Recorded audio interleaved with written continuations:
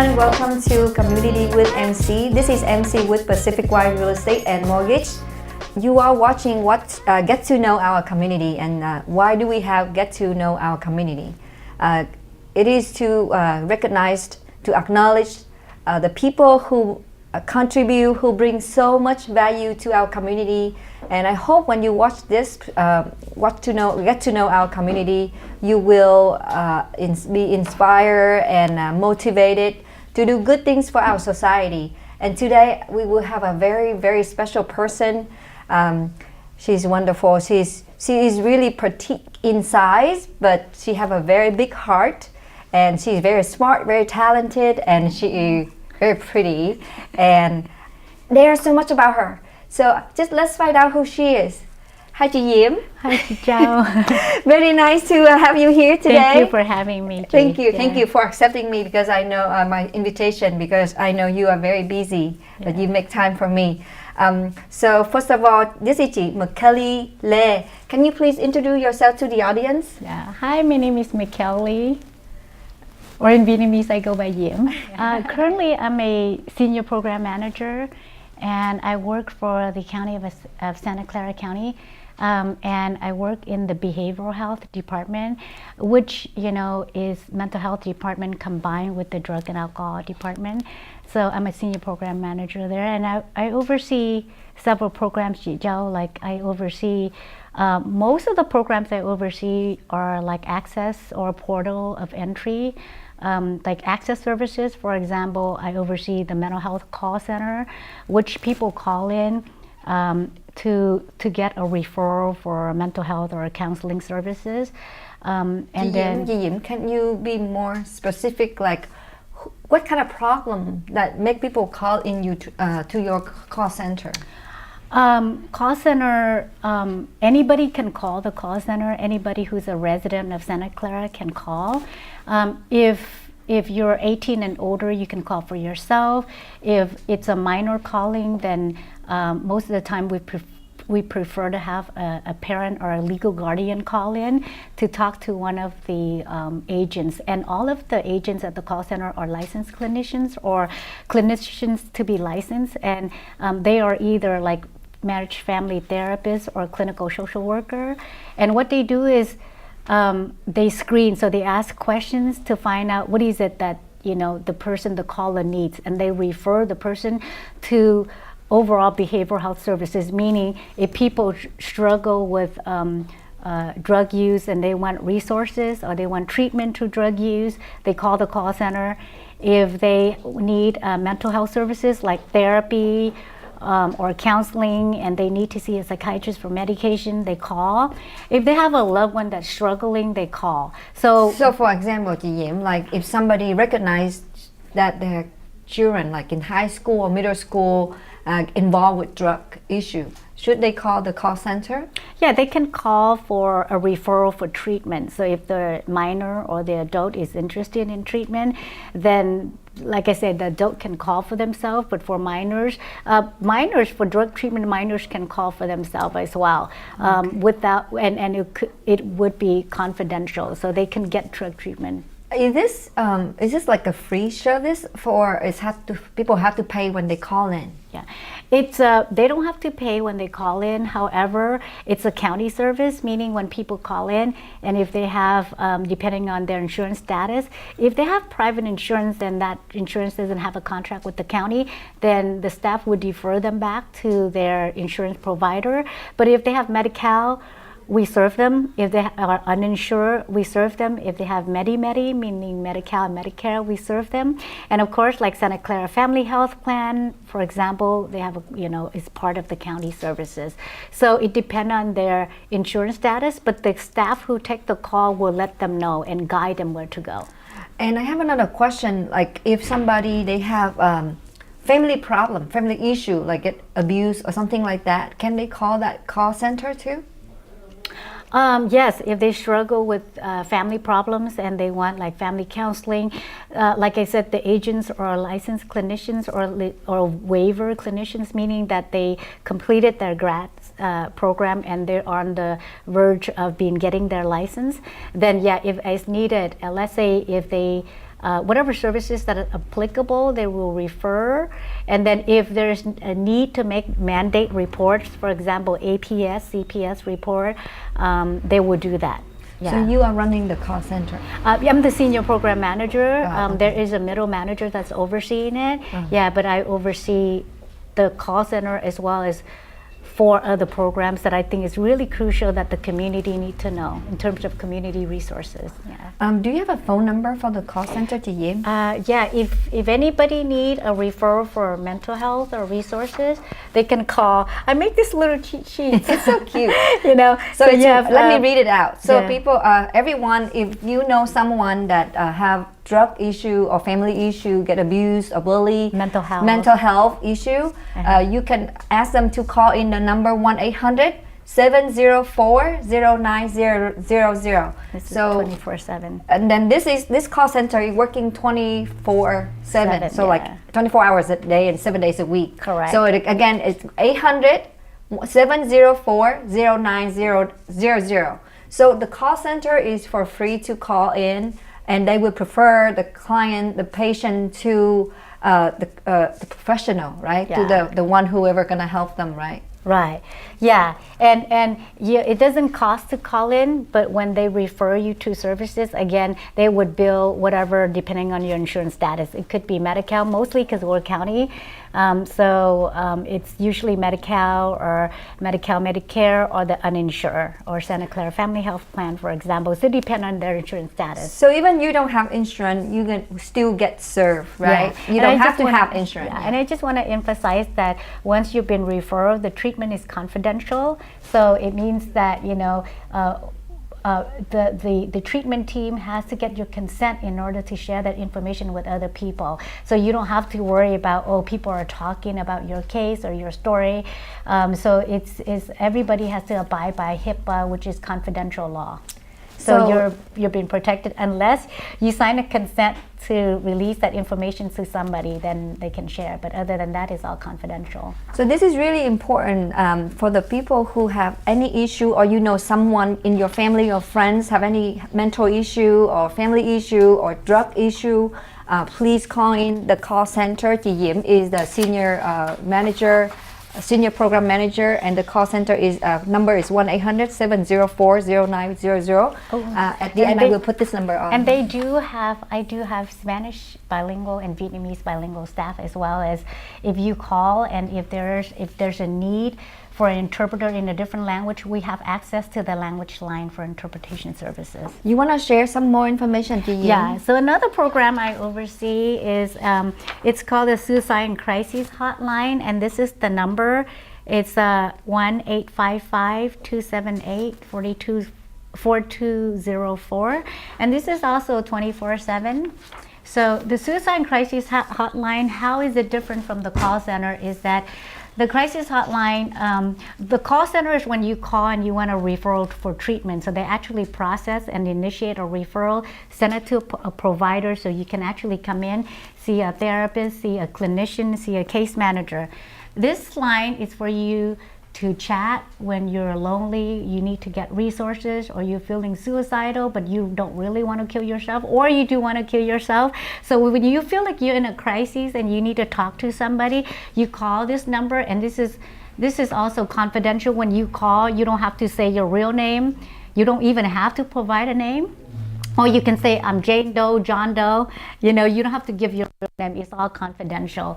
And to chat about resources or what to do, you know, and we have crisis counselors who will be on the line to talk to you. And this is also 24/7.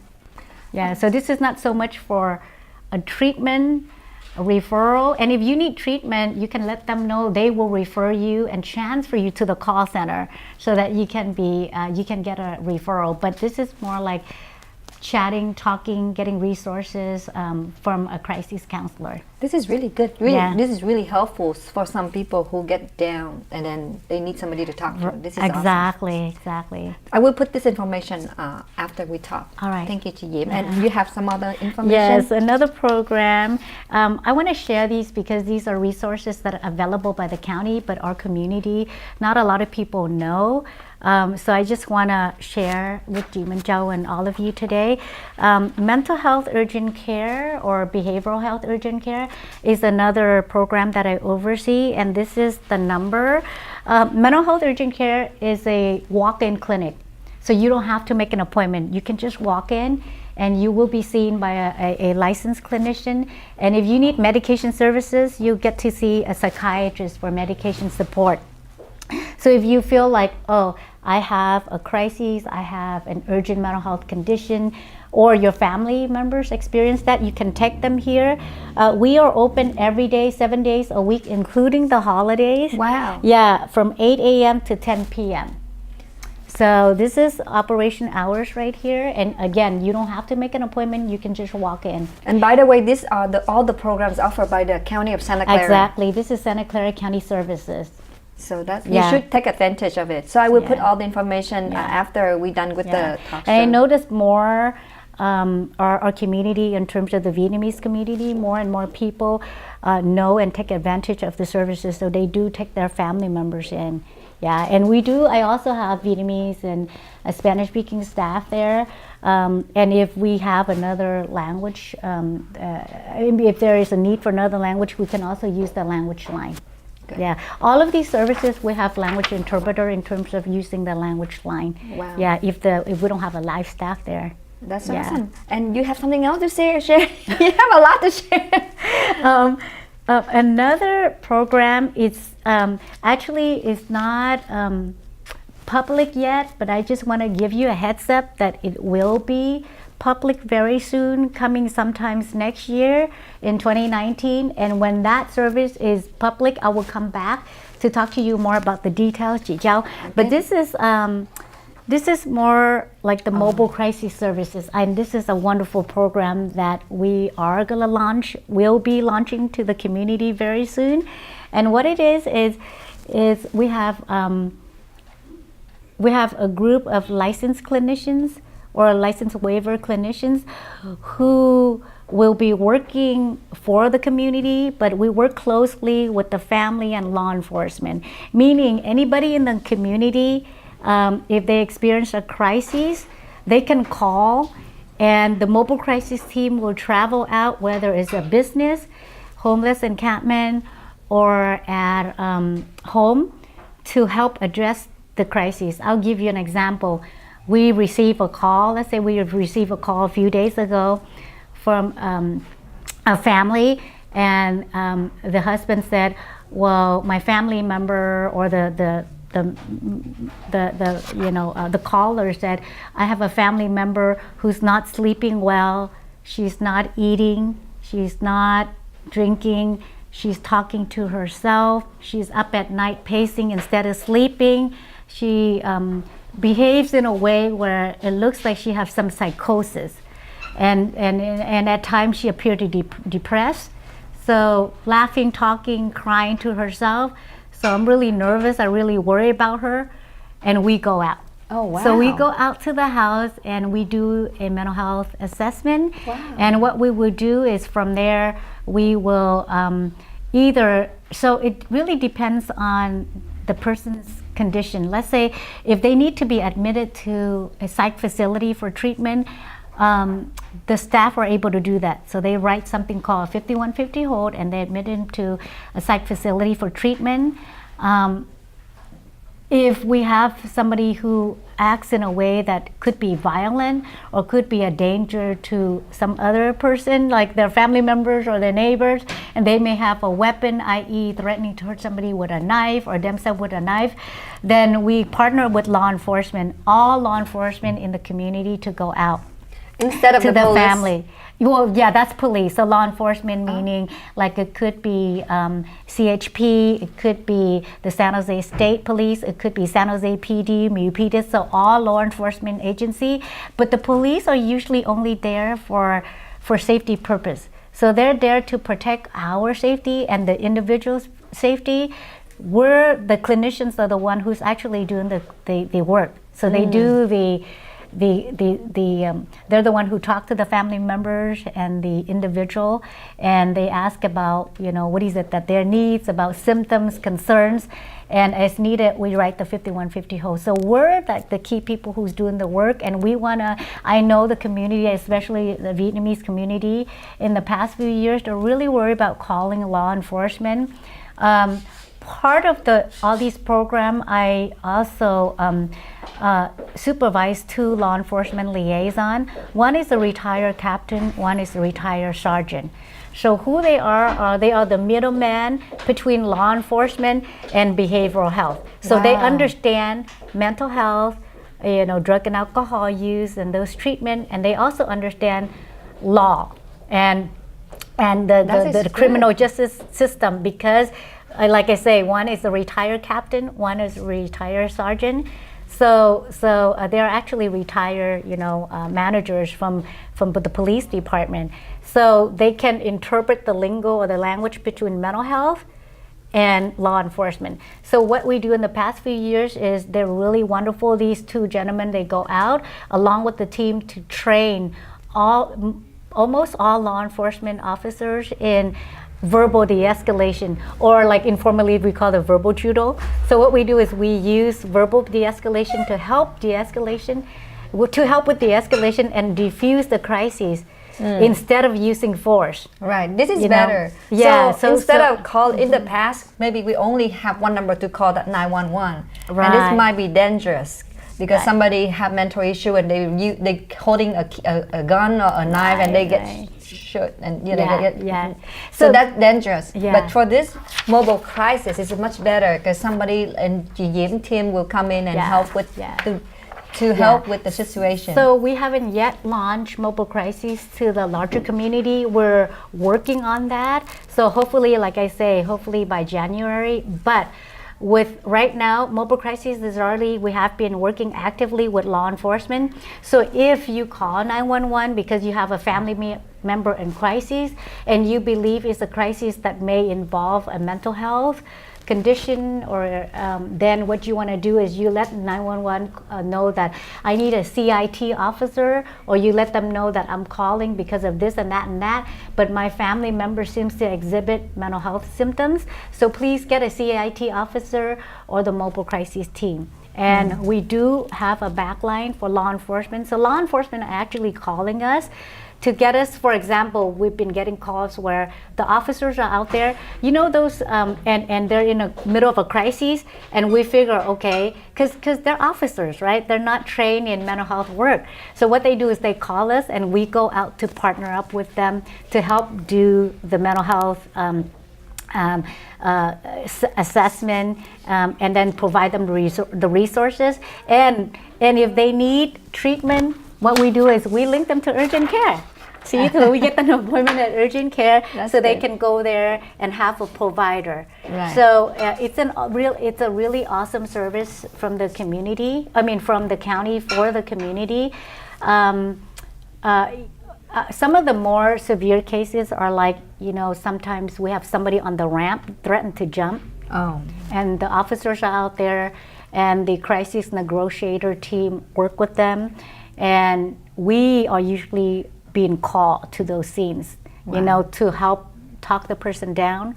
Or somebody might be barricading in their home, in their room, with a knife, with some sort of a weapon, threaten to hurt themselves or end their life. What we do is we help and we move in, we intervene by talking the person down to diffuse the crisis, and we can bring them into treatment.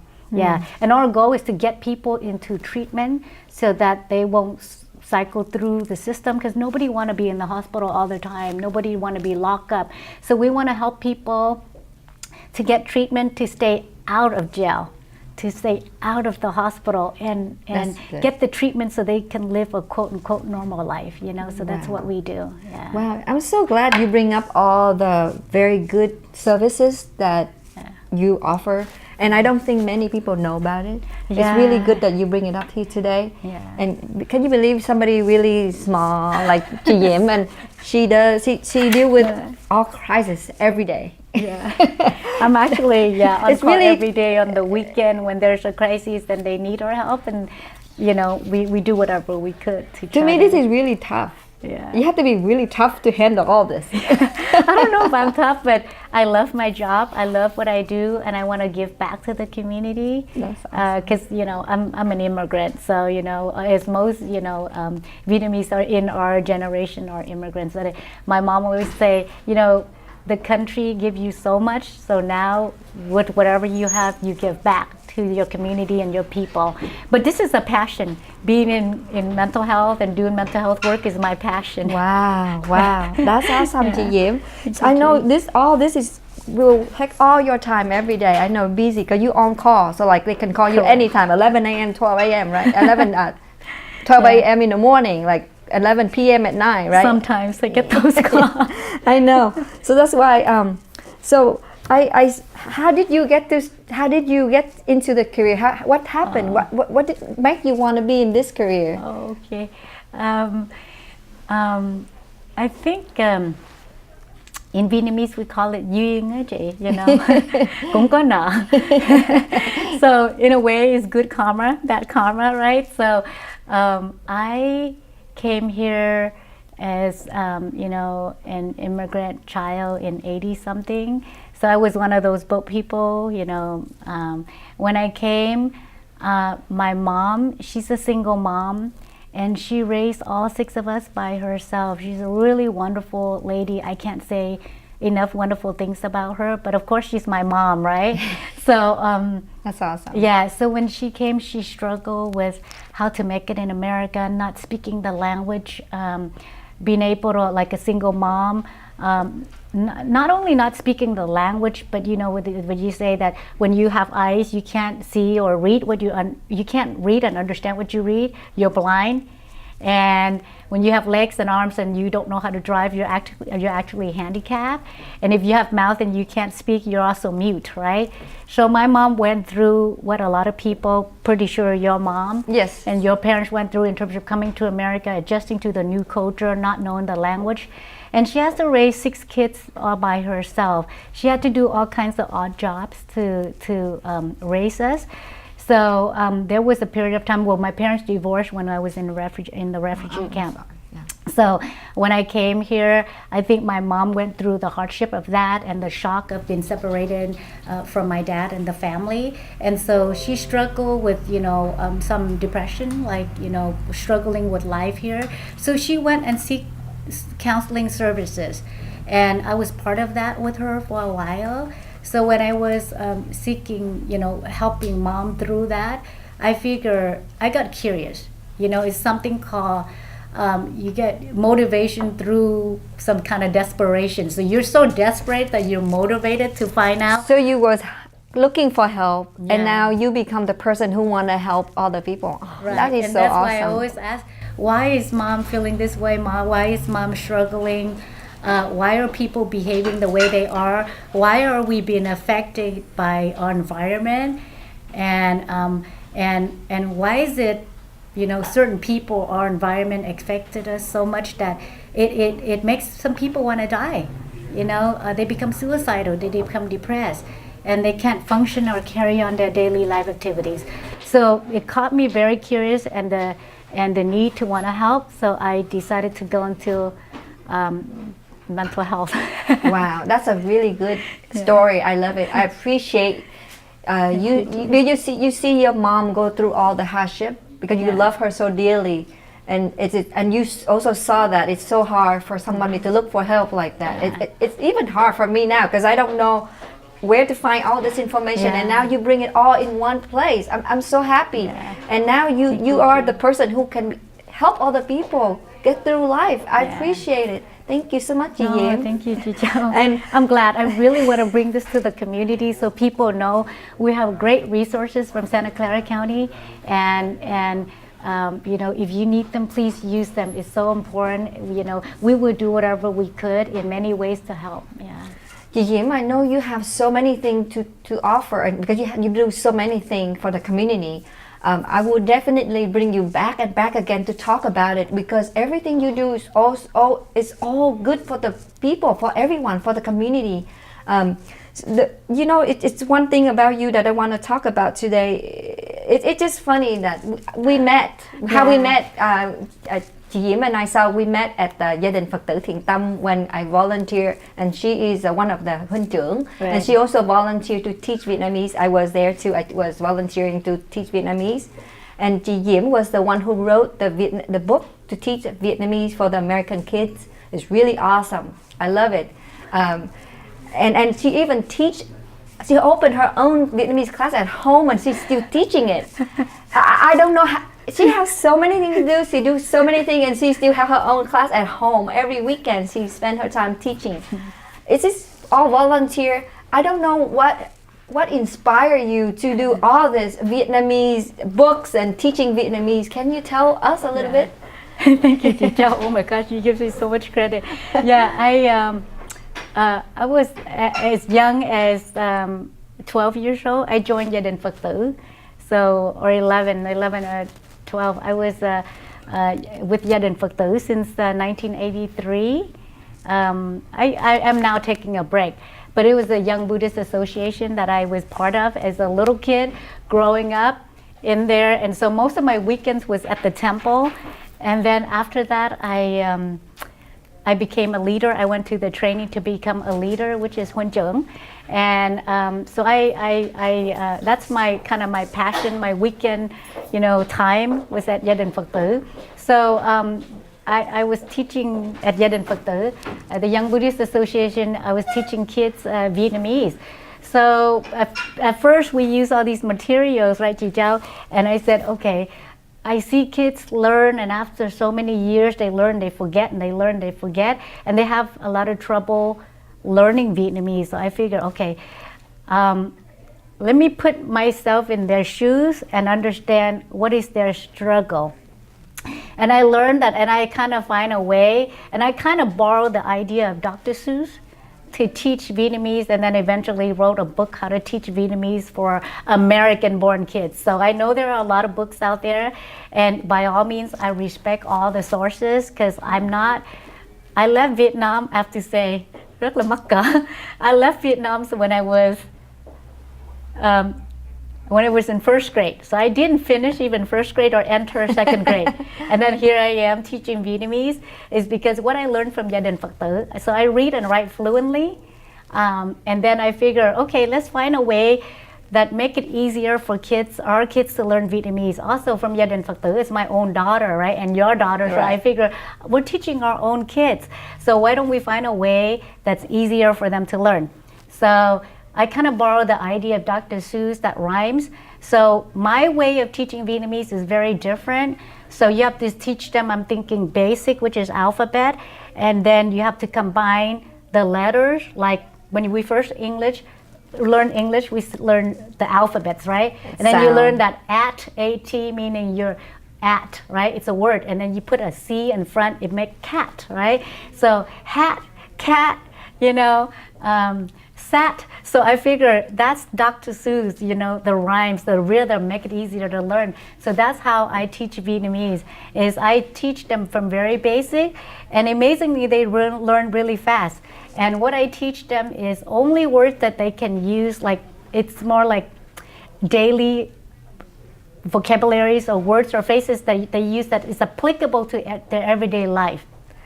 So I don't teach anything fancy like văn viết hay là văn nói, nhưng mà chỉ có những cái từ very basic mà các em có thể nói được để communicate với cha mẹ hay là bác sĩ hay là phụ huynh hay những người chung quanh mình mỗi ngày. Very basic daily, which is efficient and practical. I just want to add in, because she stayed up until 2 a.m., 3 a.m. just to write a book so that we can teach the next day. So it's really, I appreciate it. And the thing is, the kids, I use her book to teach, and they can learn really quick like this. And my daughter Vivian, she now in high school, and she's taking the Vietnamese course, a native speaking class, and she on top of it, she can write. Even though we teach her very basic, just really basic, like you said, they can get it right away. The good thing is they get it right away, and they never forget. Yeah. They can read. She can read really well, and now she can write too. Yeah. That's the basic, and now she had the basics. She can move on. Yeah. So I really appreciate if you guys want to learn Vietnamese, go to Gia đình Phật tử Thiện Tâm in Temple. I don't think they're. I'm not there anymore. You're not there anymore, but the book's still there. I don't know if they use the same curriculum anymore, but I think they do. They do. Yeah. But what it is I use a lot of games in my teaching as well, because Right. kids, they learn better when they have fun. Play, they have So fun. I don't lecture. I use games like they're familiar with, like for example, Vit Jeopardy. So instead of Jeopardy, I say Vit Jeopardy. So so they do Vit Jeopardy. I do a lot of like charade, like these game. Like Việt Nam mình nói cái gọi là giống như nó hơi giống như cái game đố nghề á chị, like charade or Pictionary. I use all of that in my class, but the games are in Vietnamese, so they get exposed. Yeah. So trust me, she's the best teacher teaching Vietnamese. I love it. So one day we will do that again. Okay, we'll do that again together. One more thing, you surprise. How small? Can you stand up? I want some people see how small you are. Look at her. Turn around. She's really beautiful, really small. But you know what? She teach kung fu. Can you talk about that a little bit? Oh my I gosh. could not understand how she end up being a coach. She teach kung fu at. Can you tell people a little bit about that? Oh my God. I've been practicing martial art for the last 8 or 10 years, and I go to Vietnamese mixed martial art with Master Tung Ngo, and Anh Tuấn is a great master. Anh Tuấn is really eager as a teacher, and so what we learn there is a little bit of cardio, self-defense, and weapon. So like any other studio, there's a mix of stuff that we do, and I volunteer on the weekends to teach for Anh Tuấn. On Tuesday, Thursday, I go to classes and I help coach with Anh Tuấn as well. So Anh Tuấn is the master, the owner. I have no partnership in it. I'm just a student, but because of my passion. Mình cũng hơi nam tánh lắm, thích bò tay bò chân, cho nên là I volunteer. Wow. Yeah, and I teach younger belts, their moves, like their kata and their kicks and their self-defense weapon. And the key weapon Anh Tuấn teach is the staff, which is stick or stick fight. Tiếng Việt Nam mình nó kêu bằng cái côn á chị. Yeah. So Mikelle is specialized in đánh côn. Yeah. Wow. So be careful. She's little, she's small, but be careful. Don't mess with her. No, but it's just because it's a passion. I can't believe you bring that up. Because I like that. I really enjoy seeing how you have so much energy. You go out there, you help people, you do all kind of things. It's just like amazing. I love it, Yim. Thank you. Personally, I really like you as who you are. You're so awesome to be with. You're always awesome. I look up on you. I really do. Thank you, G. She had more to offer, but I run out of time. I'll bring her back. She do more than that, you guys. Trust me. I bring her back because she has so much to tell you what she's doing right now for the community. Yeah. A lot more, but we don't have time. Thank you, Jijiao, so much. Really, I don't want it to be so much about me. I really want to tell the community about all these resources that are so much needed in the community, but people don't know. And our Vietnamese community, not a lot of people know. So I really hope that people take advantage of these resources and they use it. And really, whoever, when you call, whoever that pick up the phone will help guide you, and walk you through what you need to do to get to services. So.